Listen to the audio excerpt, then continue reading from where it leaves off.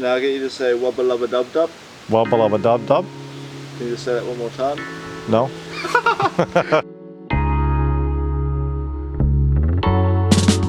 My name is Jim Banks. I came to Bali the first time in 1977.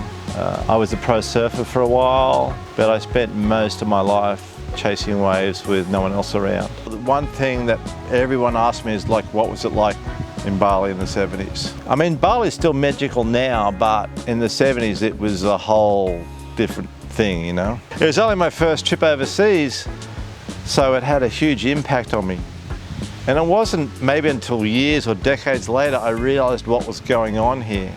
And what was going on was that the people were actually holding a frequency here with their ceremonies and the way they did everything and the way they treated everything as sacred.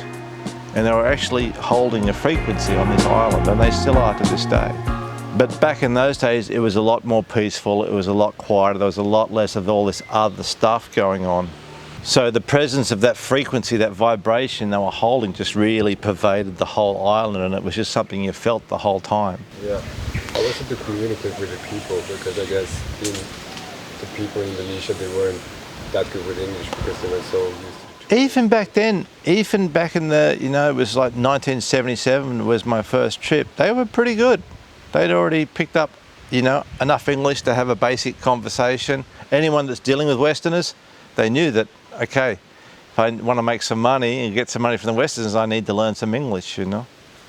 So, I mean, even out here at Uluwatu, I mean, they didn't get a school out here, I think, until the 80s. So they didn't have a school. But, you know, even by 77, the board carriers and the drink girls, and they already knew some, you know, enough English to communicate with us. Yeah, so back then, like going to Uluwatu, because there was nothing out here. There was nothing. There was no warungs. There wasn't even a warung. There was literally the grass houses that the little communities lived in. There wasn't even a proper village at Uluwatu. To get out here, we'd all stay in Kuta. What you'd do is you'd find half a dozen guys, maybe 6 or 8 guys, and you'd go in the morning down to Bimo Corner and hustle up a Bimo for the best price that you could. You'd load the Bimo up with your boards, and then you'd bounce all the way out here along the pothole road to the temple. And then at the temple there'd be a whole crew of the locals there all waiting to like me carry, to carry our boards, you know. And then usually, especially if it was a quiet day, there might be a few drink girls there trying to sell you a drink, and then depending on what, you know, how they felt, you'd often sort of, there'd be like this little procession going into Uluwatu, you know. There'd be like half a dozen of us with half a dozen carriers and a couple of girls with their drink bottle, their buckets of cold drink, and they weren't cold drinks actually, they were lukewarm drinks. And off we go through the fields, you know, and along the edge of the cliff to Uluwatu, like on a little safari, like a little African safari. And there was no warungs at Uluwatu then, so you know, you had to spend the day sitting in the cave, keeping out of the sun, and every now and then you'd run up onto the hill and see what the surf was doing and back down to the cave again. I first got here in 1977. There was no of the local surfing Uluwatu. There was this handful of guys surfing Kuta, mainly halfway, and there was a couple of locals surfing Legia, and that was it. I mean, the whole surf culture, surf business, you know, involvement of the communities just sort of went like this, you know. It's just over the years, it's just kept on steadily building as more and more people came, and as the locals realised they could offer this service or that service, and you know, so they kept creating things. And then the Westerners started getting involved and creating things to serve, you know, the other Westerners. Kuta was just a really sleepy little village. There was a few warungs, there was a couple of little restaurants, there was the market shops, there was the pirate cassette shops, couple of little travel agencies. If you walked more than about 50 to 100 metres from Bimo Corner, then all the shops stopped. So it's just a little nucleus around Bimo Corner. It's funny, it's like surfing somewhere where there's trade winds, you have a different routine to somewhere where there's not trade winds. A lot of places you've got to get up early in the morning to beat the wind. Here, you tend to wait for the wind to get just right. So often here, it's like you get up in the morning, you go around to the Warung or the little restaurant, have some breakfast, come back, grab your board, head down the beach, or jump on the BMO out to Uluwatu, you know. So it's just basically surf, eat, sleep. You know, at the end of the day, you'd go to the restaurant, have some food, or the Warung, and then you'd go to the cassette shop and hang in the cassette shop, and you know, because there was one cassette shop which was actually where all the local Balinese surfers hung. So we'd all just go hang out with them and listen to music? Yeah, just listen to cassettes and sit around and talk and laugh and whatever. And so I think the cassettes were like 60 minutes, but most albums in those days were like 40 minutes. So you'd buy your 40-minute Santana or Rolling Stones cassette, and then on the B side, on the last 20 minutes, they just whack something else random on that cassette. But a lot of times it turned out that random music, the tracks or whatever they put on there were really good. And you'd actually discover music that you never normally would have heard. I think it could be cool to know what it was like travelling through different islands. I think you were one of the few people to do that back in the day, or? Well, no, what happened to me was I came here in 77, but then 78 I ended up on the Pro Tour.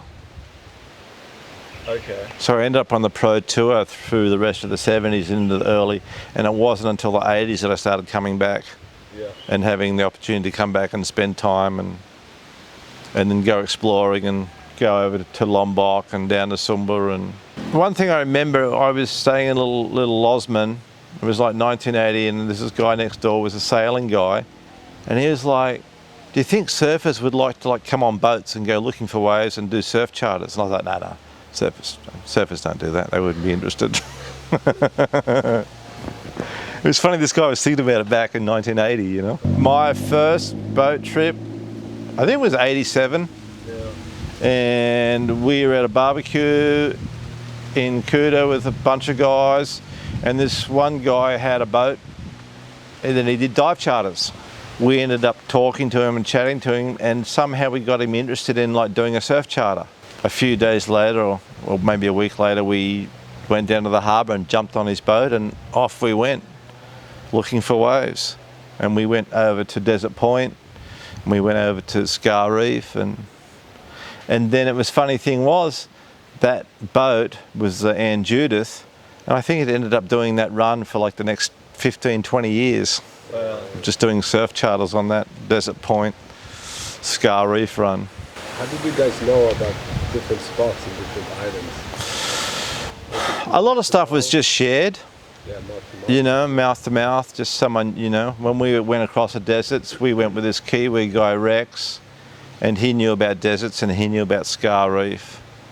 And, you know, maybe someone told him, I don't know. When we first got the deserts, there was 3 guys from Northern California there, and they had an old turtle boat that they converted. And they'd been surfing it by themselves for 7 years. I ended up hitching a ride back with them one time. I was with my first wife Sharon, and we had Rach and Em, and they were tiny. And we actually came across in a canoe, because we took the ferry across to Lembar, and then we got off the ferry and there was a driver. We'd organised a driver to take us out to Bangko Bangko, but the driver got about halfway and wouldn't go any further. At the time I didn't realise that's Indonesian for give me more money.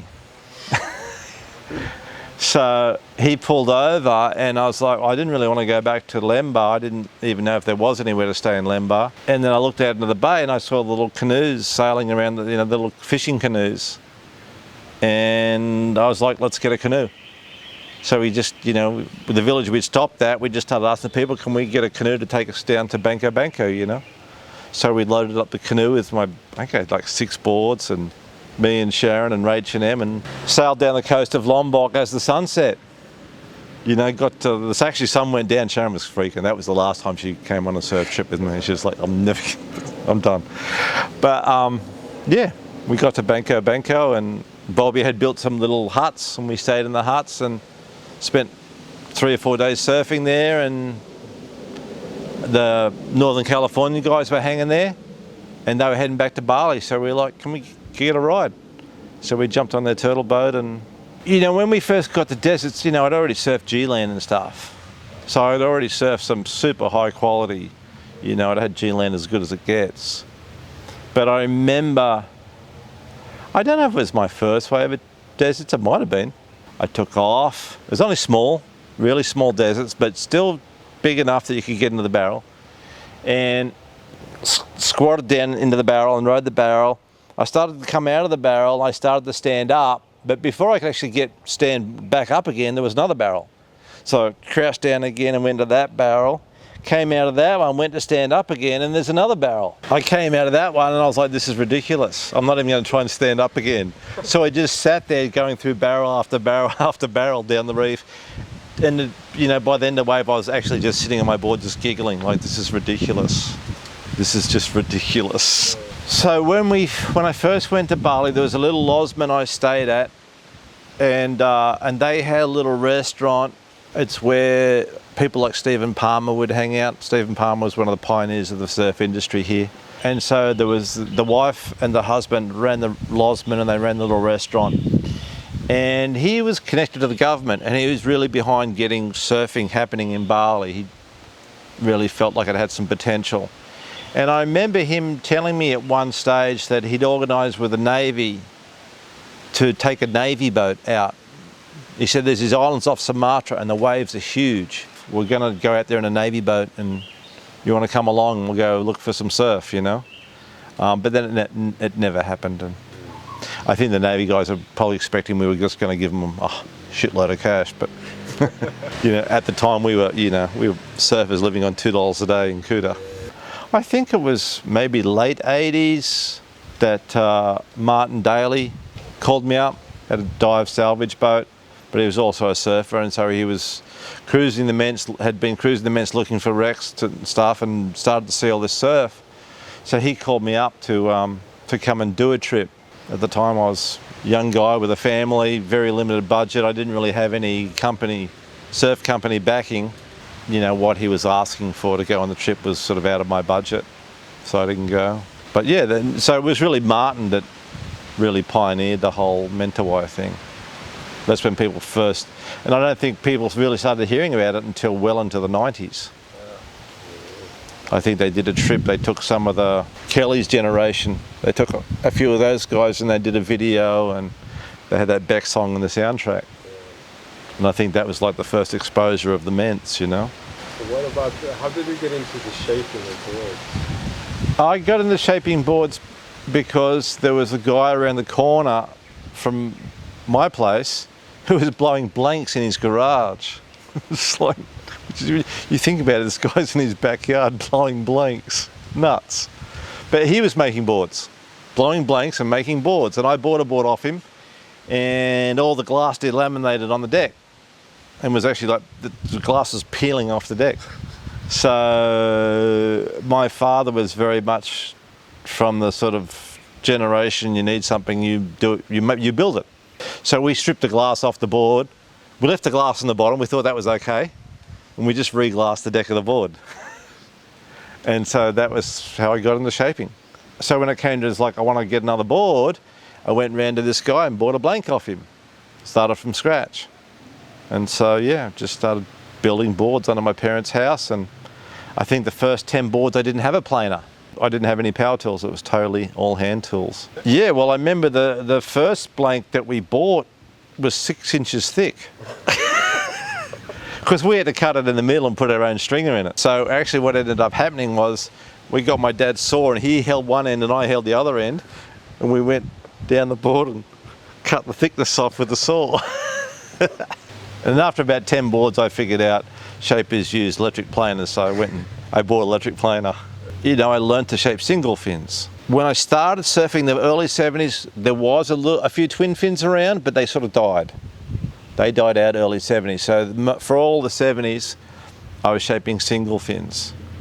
And then it was probably about 77, 78, MR started riding the 20. Yeah, I didn't start shaping 20s until about 1981, but then Simon came out with a thruster. So I only shaped one for a few months and then I was onto the thruster. These days I shape everything. But I kind of stopped riding thrusters about 10 years ago, really. I just found them slow and clunky, really. compared to the performance I could get out of a quad or a twin. It was about 15 years ago I just stumbled across the twin keel thing. When I looked at it, I was like, that's not going to go. You know, big wide swallow, almost no rocker, no bottom contour, a couple of weird dorky fins on it. But my friend's like, no, go, it's unreal. He said, you should try it. I was like, okay, I will. I took it out and I was like, wow, this thing's incredible. These surf great. And that started the whole thing of doing the keels. So as far as Australian shapers go, I was probably been on the, you know, doing the keels longer than most, that's for sure. You know, in general, I don't think many people took the twin keel as a serious performance board. You know, there's a few shapers that did, but I think by and large, most shapers just went, oh yeah, it's a retro, you know, novelty thing, you know. Whereas I really liked them, and I tweaked them and developed them so I could go ride them in double overhead waves, you know. But now my 9-foot gun, it's a twin keel. Because I could feel surfing the Bommy Uluwatu 2, you need to go really fast, you need to cover serious distance. You know, it's a big wave, there's a lot of water, you need some serious drive and speed out of your board, and I could feel with the quads, I could still feel at those speeds there was too much drag. So yeah, now I'm riding twins in my 9-footers. So my parents in Cronulla it was kind of a 2-story house. There was the garage downstairs, and then there was upstairs where all the living area was. But out the back of the garage there was these couple of rooms that were like really damp, mouldy. You couldn't use them for a living space, or it was just basically where, you know, somewhere to keep the garden tools. So we sort of cornered off, sealed off a corner of one of those rooms and made it a, you know, I did everything in that room. I shaped, glassed, sanded, finish coat, polished, sprayed. Everything happened in that little room. With the early finish coats, Dad was like, not too much dust down in that room, because I've been shaping and it's like the walls are just coated in dust. So some of the early boards we did the finish coat in the kitchen. After dinner, table was cleared. A couple of supports to sit the board on, put some plastic around to catch the drips, and on went the finish coat in the kitchen. Whole house just stinking of polyester resin and catalyst and like. What's surfing for you? Surfing just gave me a feeling that nothing else gave me. Nothing else gave me this incredible feeling of joy and excitement as sliding across the face of a wave. Nothing else came close. You know, I used to be a soccer player. I used to play soccer. You know, my father was a soccer player. My grandfather was a soccer player. We went back through the generations, but I remember standing on the soccer field one Saturday morning, and it's sunny and it's offshore, and I'm like, damn it, what am I doing here? The surf would be really good. And that was the end of playing soccer. So my dad was a body surfer. So, you know, ever since I was a little kid, we would go to the beach on the weekend, or family holidays, camping at a beach up or down the coast somewhere. And, you know, as I got bigger, I'd go out and go body surfing with my father. Got to be one of the best jobs to go on the backside guy, right? What? Just cruise around, have a nap, cruise around, just serve some people some food, have a chat, beep your little horn. Fucking best job ever. Just go wherever you want. I remember the first foamy we got, and I was like, I know I want a fiberglass board. So we went down to, I think, Jacko's Surfboards. We bought some resin to bring back, and we thought we were going to paint the foamy and make it a fiberglass board, right? So he's painting the board with the resin, and I'm looking at the board going, hey Dad, something's going on. Something weird's happening to the foam. Hey Dad, I think you should stop, that's not looking good. And my dad just kept on painting the whole board, and the resin just ate the whole deck of the board. And it was like my brand new Christmas present. I was shattered. And so for the rest of that summer, because the deck was just all sort of torn and melted then. So for the rest of the summer, that deck of the board just stripped all the skin off the front of my body. And it probably only cost $10, you know. Well, $10, but it's just like that wasn't, you know. That's your board, you know. We're not going to go buy another one. So you just, go down before school, right? So when it's really cold, just as the sun's rose and surf for the first hour of a winter's day, come home completely blue. Paddle out when it's actually flat and there's only like one wave every half an hour or something, but you'd sit there for that one wave, just classic grommet stuff, Was there anything you really liked about the sport? So I got some stories coming through now from that. So we would go down every morning before school with my dad. I'd take my board, he'd go body surf, and I'd go ride my board.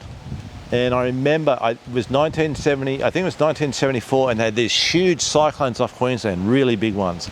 And it ended up washing away a lot of the beach. It wiped out a lot of the beach at Cronulla, and there was half the park went into the ocean, and the swings went into the ocean, and the lifeguard tower went into the ocean, and it was a pretty wild year from the cyclones. But there's mornings we go down, and there was these big, perfect waves peeling. And, I was like 15 years old or something. And no leg ropes, this is pre-leg rope days. But one morning I managed to get out. I managed to paddle out, and it's big, and I'm shitting myself. And a wave comes through, and I'm like, okay, I'm going to go. And I paddle, and I take off. And I'm on my little crude, modified single fin.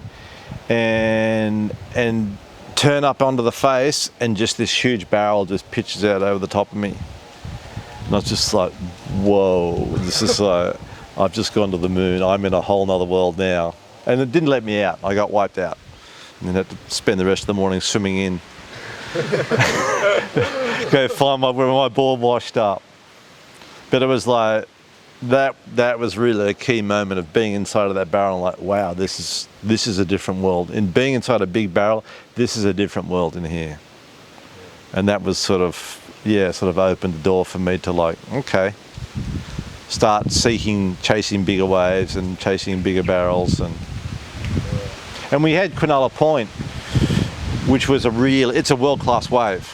And it's big and it's hollow and it's thick. But the 15-year-olds, the grommies, you guys sat over here, You start to paddle up to where the older guys were, and they'd all look over you, and you're like, oh, I wasn't really paddling towards you. I'll go back and sit on the shoulder,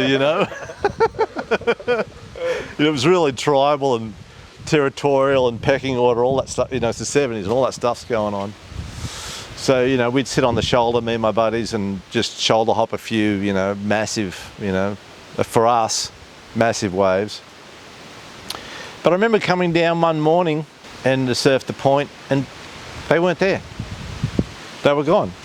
All these older guys were just gone. And what actually happened was the heroin took them out. So much of that generation got taken out by the heroin, and so I paddled out and got to paddle over to where the big guys surfed it. The older guys surfed it and had the opportunity to then, really surf Cronulla Point and, take off in the big sets and get barreled, and still pre-leg up days. So you didn't make the wave. It's like you had to swim in and pull your board off the rocks and wonder how many dings you actually got. Basically, you fell off, your board gets dinged. It's that simple. There is just no way the board is not going to end up on the rocks. It's impossible. Your board goes onto the rocks. What we learned, though, is at low tide, it doesn't get smashed up as bad.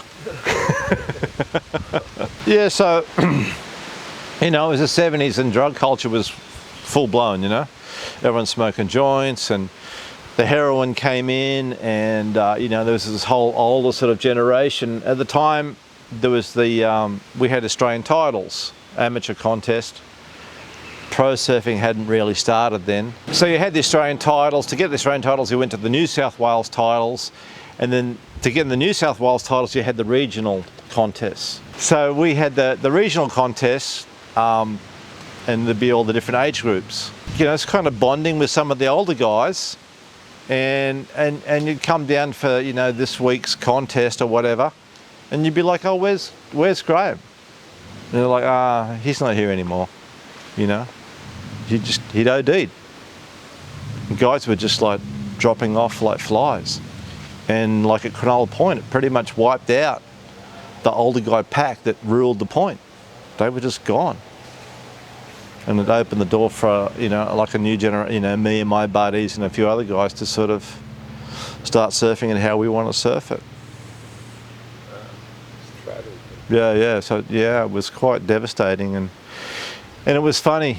There was the Colligan brothers, and they were pretty organised, and they were sort of making, you know, running the contests, and so we get a little team that would go to the state contest, the state titles, to try and get to the Australian titles. Anyway, it turns out the Colligan brothers were quite entrepreneurial, and were heavily involved in bringing all sorts of illegal substances in and distributing them in our shire, and eventually the police cottoned on to them. But anyway, it was front page news. The Colligan Connection, they called it. It was on the front page of the Sydney newspaper, the Colligan Connection. And so, of course, the Colligan brothers disappeared, and they didn't catch them. And I remember, I think it was Bob was the older one, and he just disappeared. And then we didn't hear anything about it. But the funniest thing was, and it wasn't that much later, it was only like maybe 6 months later, I'm looking through the paper, and there's a David Jones ad, which is this sort of high-end department store. And there's these guys modelling suits. And one of the guys modelling the suits is Bob Colligan. This highly wanted criminal is in the newspaper modelling a suit. So yeah, the 70s was pretty loose. And then we, you know, from Cronulla Point, you can see Shark Island. And we'd heard about people surfing it, but we'd never seen anybody surf it. Really? No, we'd never seen anybody surf it. There was a left on the side that people surfed, no big deal. But the right, you know, we'd heard about it, but we'd never seen anyone surfing. And I remember a buddy of mine was once school holidays, we started paddling out to try and work out this right-hander to see if we could surf it, you know. And the right at Shark Island needs very specific conditions. It needs just the right direction, southeast swell. You want an incoming tide, you know, getting close to the higher the tide, the better. So we'd be paddling out there in a northeast swell, low tide, you know, and we'd like paddle for this wave, and we'd look over the front and there's just bare rock and bare reef, and we're like, how do you surf this wave, you know? And yeah, we kept on having different goes at it, and but then I remember coming down one morning and it was just firing. It was the right direction, it was the right tide, and we went, okay, this is what it needs, you know? And we started surfing it. I remember coming down one morning and it was all misty. Couldn't really see the surf. It was sort of a mist. You could see this. You could hear the swell, and you could see the, you know, the swell lines, but it was misty. You couldn't really see the waves, see how big it was. And I paddled out the island, and it was huge and perfect. And it was so big, you could be in the barrel, and you could be doing turns in the barrel. Yeah, it was insane. It was insane. I got some.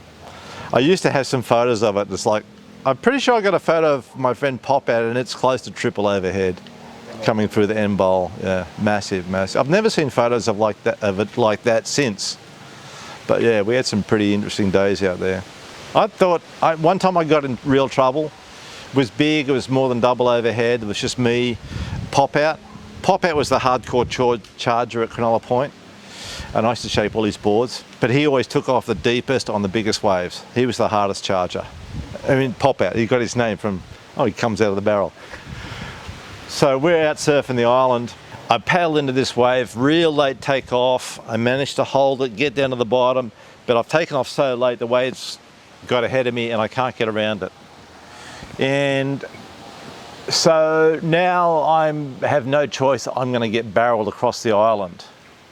So I didn't want to jump off my board because it's so shallow that I would have just got cartwheeled and tumbled across the shelf. And there's some pretty sharp rocks. There's this one white rock. Man, it just grates you like a cheese grater. So I straightened out and lay down and held my board. And I just thought, I don't care if it rips all my fins off. I'm just going to hang on my board until I get across to the channel, to the other side of the island. But there's this thing that happens in really big waves sometimes, is that the whitewater is so powerful and going so fast is that you get buried. So you'd be lying on your board, holding your board, but you can't see anything. You're back inside the whitewater somewhere. And you're flying along going so fast, but you're not out in front of the whitewater. So I'm back in the whitewater going across the island, and I know there's this one rock. There's this one rock on the island, and it's about that high out of the water, and it's about that wide. I don't know where it is, and I don't know where I am. And all I know is I'm going as fast as you can possibly go on a surfboard, lying down head first. And I know if I roll off my board, I'm going to get seriously, seriously hurt. And if that rock's in front of me, even more seriously hurt. But if I stay on my board and that rock's in front of me, I'm just going to go head first into that rock. And I don't know if you'd actually survive that at that speed, going head first into rock. You know? Obviously, I didn't hit that rock because I'm still here.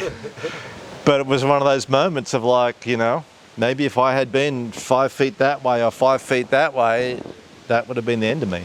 I'd be dead. I would have died.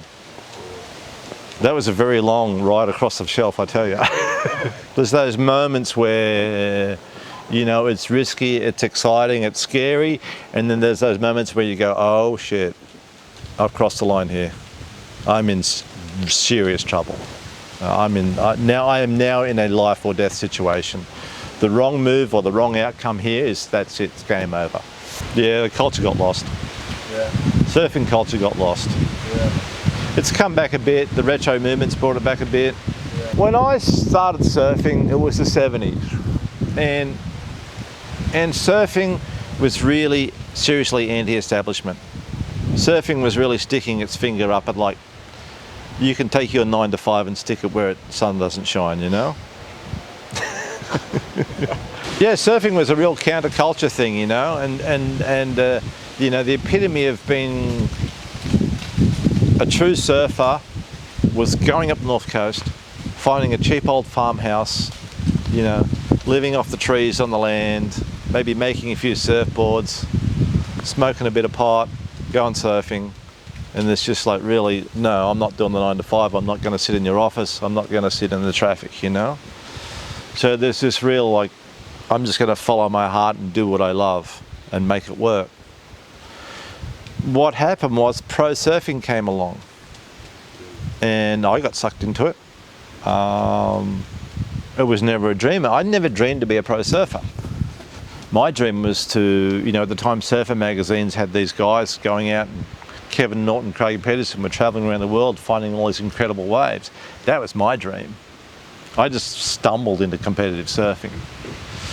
Just, you know, it just wasn't a dream, it just kind of unfolded for me. I never expected it, you know, to happen. The first contest I went in was a little cadets contest. We had no idea what we were doing, just a bunch of kids. Oh, it's a contest, I'm in a heat, you know. We just go out and catch the waves and come in and like, oh, I'm in the next, I got third, I'm in the next heat, you know, you're in the next heat, and we had absolutely no idea what we were doing, you know, and I ended up getting all the way to the final and getting third. And I was like, wow. That was a massive surprise for me. I had never considered myself a better surfer than the other surfers or even thought of that. It's like we just went surfing for fun, you know? And so had this board and they did that and so and so, you know, and there was guys like, hey, he's really good. Man, he's really, you know. But there was no aspiration to beat anybody, to be the best surfer. But pro surfing came along and then pro surfing needed money. So to get the money, they made it a sport. And then to get the money, they had to be appealing to the market, you know.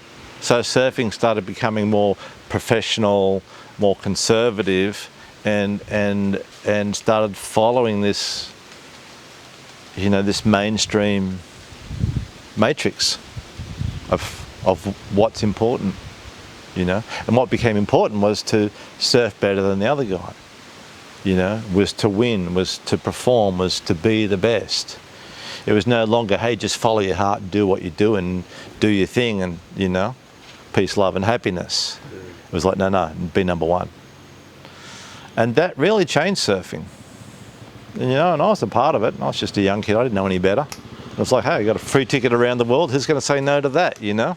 And they went and surfed all around the world, but I hated the contests, I hated the heats. I didn't like it at all, you know? You know, when I finally won a surfing contest, which was the Bali on Pro here, it was a strange feeling. I didn't like it. Because I felt like, oh, everyone else has lost. I'm the only guy that's won. Whereas before, even if you got second, you're with everybody else. Everyone else has, like, you know, lost a heat. But when you win, all of a sudden it's like I felt this real separation of like, oh, everyone else lost. I'm the only guy that won. I didn't like it. It wasn't me, you know.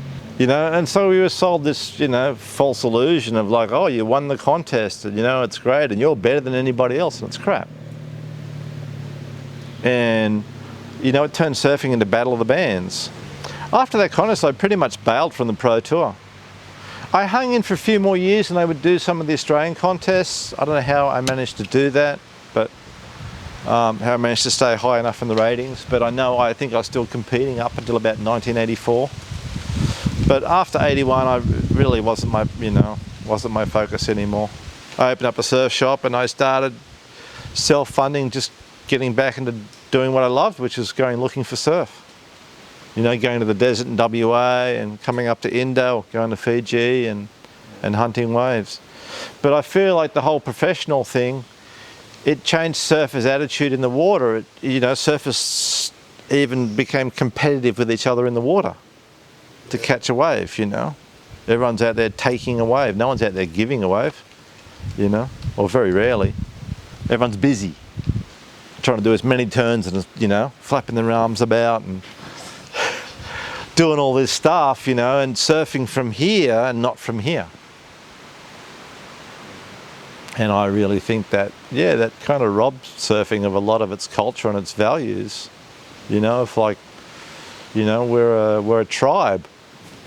You know, a tribe surfing together, and you know, if I'm out there and I'm in the surf and I see that some guy been sitting waiting for a wave forever and not getting many waves, I'll be like, hey, mate, go, take this wave, you know. And I think that's how it should be. We should all be making sure, hey, is everyone getting enough waves, and we're looking after each other, and are we surfing together, you know, not against each other. Yeah. So. Yeah, and it just, you know, pro surfing just in these giant corporations developed of like sell, get more people in the water. Let's get more people in the water, you know, and promote the sport, and you know, and that robbed the surfing experience, because they started putting so many people in the water. And sure, everyone's got a right to surf, but maybe a lot of those people would not have been interested if the industry and the marketing hadn't, you know, drawn them into the water to go surfing. I mean, maybe it's a better world if more people surf. Maybe it is, you know. But it would have been nice if they'd spent some money on going, oh, well, surf's getting busy. We've put an extra 10 million people in the surf. Maybe we should spend some money and build some surf breaks to cater for this, you know. And then even just the performance, because they turned it into battle of the bands. It's like, you can't judge surfing. You can have a personal opinion. It's like, oh, I like that maneuver, I like that maneuver, I liked what he did. But, you know, and you go to the festival and you go, oh, I love that band was great, you know. Your friend goes, oh no, I really like that band, that was for me, you know, and it's all fine. You don't have to say, oh no, my band's better than yours. Stupid. But that's what we do in surfing, you know. You know, we have these contests and we say, oh, that guy's better than that guy. It's like, no, he just surfs different. Actually, I like the way this guy surfs. And I remember being at Currumbin probably in the 80s, you know, and it's like full on, and every little kid is out there trying to do as many maneuvers as he can and tear it up. And this is pre the retro thing and pre the single fin and all that sort of stuff. This is with full blast, pro surfing, performance surfing, you know. And this guy comes wandering down the beach, got a pair of cut-off jeans, and he's got this old battered single fin. And he paddles out and he takes off on this wave and he just stands there. Doesn't do anything. He just stood on this wave and just went all the way down the point, across the other side of the river mouth, and disappeared. And I just went, Best surfing I've seen all day. You know? He was just there and he was just feeling it. He wasn't flapping his arms about and trying to do a million maneuvers. He was just on this wave, with that wave, and just. It was beautiful. It was beautiful. What is greatness to you?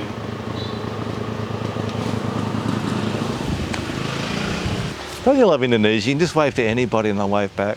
Yeah. Greatness to me. Yeah. Greatness to me is someone who's generous. Yeah. Someone who gives, you know. I think generosity and giving, that's a true sign of greatness. Because we've been brought up in a culture that tells us to take. Yeah. Take this, take that, get as much as you can for yourself. And it's not happiness. Yeah. It's not, you know. Now, true human nature is where we're happiest when we give, when we help someone. That's where we feel our greatest joy, you know. Even if it's just someone who's stopped and's like lost and they're like, oh, I can't, I'm looking for this. You go, oh, you go around that corner and they just, you know, it's just some tiny little thing, you just help that person. But you get this little like, you know, you get this little hit of it, I help someone, you know. So for me, greatness is people who really have embraced that, you know, who just give, you know, and no, I'm not talking about massive self-sacrifice, because that's when you rob yourself. It's people who have really stood in their power and of who they truly are, and through that they are, you know, giving to the world around them, you know, and being of service. And this is the trick we've been sold. Just like winning the contest, they've sold us these tricks in the matrix that we are operating in, and one of them is the more you have, the more you receive, the happier you'll be, and it's a lie. It's the more we give, is the happier we'll be. There's a really interesting thing that I've found talking to really wealthy people, and I've had really wealthy people say to me, oh, when I have enough, I'm going to do this, and I've been, hold on a second, haven't you got enough? And they're like, no. I'm like, really? And these are people with, like, you know, multi-millions of dollars. And I'm like, oh, how much do you need? And they all say the same 4 words. They all go, just a little more. And I've heard stories of people asking, like the Gettys, how much is enough? And they say the same thing, just a little more, same 4 words. So these guys, it's not even greed, it's like they're just trapped in this matrix that they'll never ever be satisfied, because they'll always just want just a little more. Never satisfied. They'll never reach the destination where they go, oh, I'm content. Yeah. They'll never be able to say, I have enough, you know? I have a friend up here and we sit around and we talk and we're not wealthy people when you consider the whole paradigm of the world of like how much money you're supposed to have or assets. I don't even own a car. But we sit around and it's like we have food to eat, we have a nice place to sleep, we can go surfing when we want, and we both sit there and go, I got more than enough, you know? I got more than enough. Like even once we've gained that financial freedom, we feel so lost and confused that we don't know what to do besides just keep chasing it. And maybe, you know, once we have more, you know, we'll feel better. This void or emptiness that, you know, that we've kind of created along the way. Or, that's the giant joke. Yeah. That's the giant joke. Through chasing freedom, we become enslaved. Chasing freedom.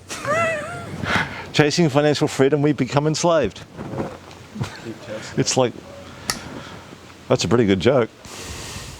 With the boards, you ever think you'll reach a stage where it's like, that's perfect? Nah. Just a little more. I can make this board a little better, just a little more. Yeah. Yeah, I mean, I've had boards for probably the last 5 years that I could have went, if you said that's all you can surf for the rest of your life, I would have went, great. These boards they're fantastic. They surf unreal. I don't need anything else, you know. But I still keep trying ideas and changing things, and 9 times out of 10 they keep going better, which kind of amazes me because, you know, the one before was already really good. And sometimes I can't even imagine making a better one, but I'm like, oh, what about if I try that? And you're like, oh, wow, this actually works better. So there's that, there's that. I suppose it's almost like gold mining and finding nuggets of gold, You dig and you dig and you dig, and it's like, wow, there's that thing of having an idea of what you want the board to do, and you take it out in the water, and not only does it do the thing that you wanted it to do, but it also does this other thing that you never expected, Yeah. So there's this great sort of unknown thing with surfboard design, It's like, I've spent my life building boards, and I've got a lot of knowledge about surfboard design, and I can pick up most boards now, and I'll know exactly, or very closely, how that board's going to surf. And people will bring boards to me, and they go, oh, I'm having trouble with this board. And I'll go, yeah, it's this that you're having trouble with, isn't it? And they go, yeah. I go, yeah, that's right, I can see it. It's in the board, So there's a massive amount of knowledge. It's taken a lifetime of guessing and trying and, try this, try that, try this, to learn, because there's no textbook. I never had a mentor to teach me. I was always just self-taught. Yeah.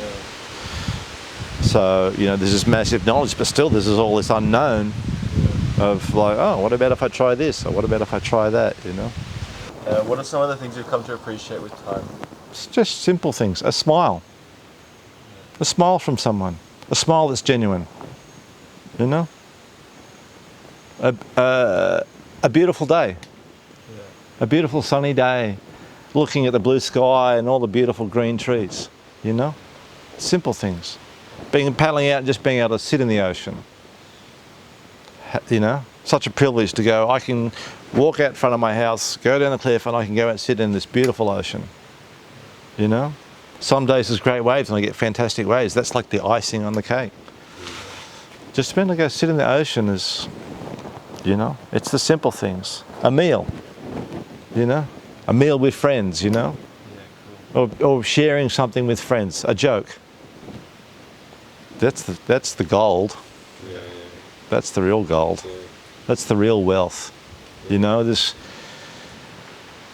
There is no greater wealth than being able to do what you love to do. If you're doing what you love, there's no greater wealth than that. Yeah. If you're living your life exactly how you want to live it, where you want to live it, with who you want to live it, in the way you want to live it. I see some of the old farmers here coming down the fields with their knife, going down to cut some branches for the cows. And man, these guys are like walking like 3 feet off the ground. They got this big smile. Their body's totally relaxed. There's no tension in their body. They're just cruising down the field. They're going to go cut some branches and take it back and give it to their cows. It's like, he probably hasn't even got $20 cash in his house, But he's just like, phew. He's in this just beautiful space, Just peace and serenity and not thinking anything in his mind, just being really present, They're to me, they're my Zen masters. I look at those guys and go, whoa, forget the meditation, those guys are just breathing it. Forget all your yoga. Cut some branches, give it to the cows.